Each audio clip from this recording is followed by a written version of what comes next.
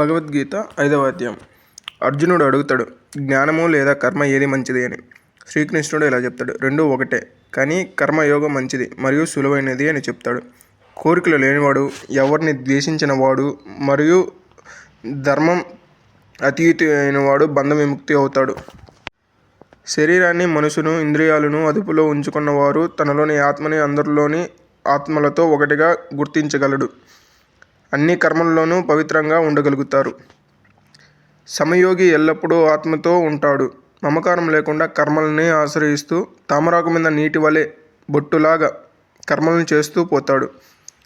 కర్మలతో భగవంతుని సంబంధం ఏమీ లేదు. కర్మలన్నిటికీ ప్రకృతి ద్వారా చేయబడతాయి.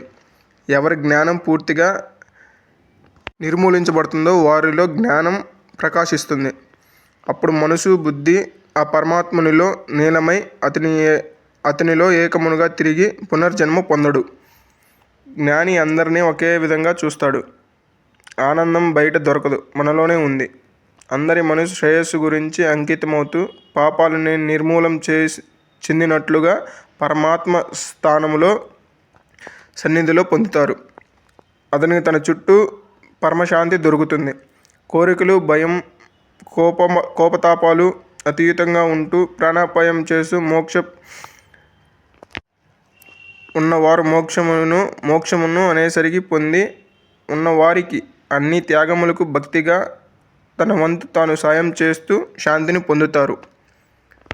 ఈ సిరీస్ మీకు నచ్చినట్లయితే సబ్స్క్రైబ్ చేసి ఫాలో చేయండి ఫ్రెండ్స్. Please support me.